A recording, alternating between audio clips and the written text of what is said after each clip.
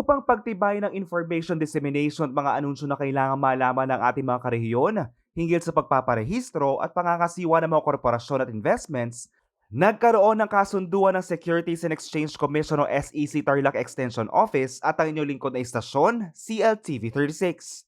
Sa isinagawang Memorandum of Agreement signing nitong Martes, March 7, 2023, sinabi ni Attorney Richard Laus, ang Director ng SEC Tarlac Extension Office, matagal nang katambal ng kanilang ahensyang CLTV 36 at malaki na ang naitulong nito sa kanilang misyon para sa pag-promote ng good corporate governance.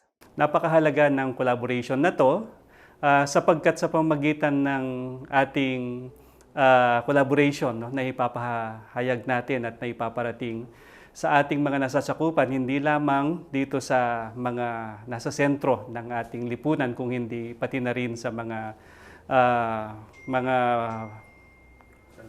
malalayong puok, no, yung mga far-flung areas na tinatawag natin, na ibabahagi natin yung serbisyong ito sa pamamagitan ng ating channel at ng ating TV network nito.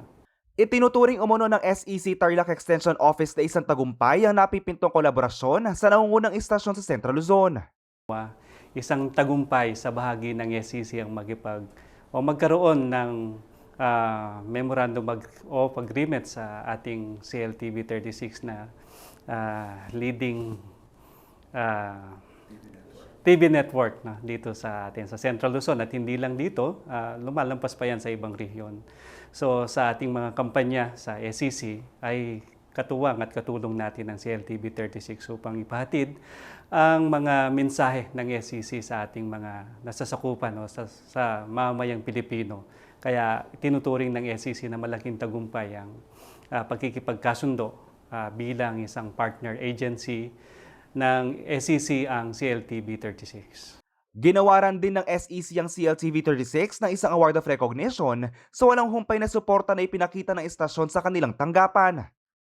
Nagpasalamat naman ang Vice President at Deputy General Manager ng CLTV 36 na si Billy San Juan sa tiwala na ibinigay ng SEC. Nakikita lang dito na ang CLTV 36 ay isang maaasahang media organization na tumatayo talaga para sa interes ng mga mamamayan at katulong ng mga ahensya ng gobyerno para sa pagsiserbisyo at mas mapabuti ang buhay ng mga mamamayan dito sa ating lugar.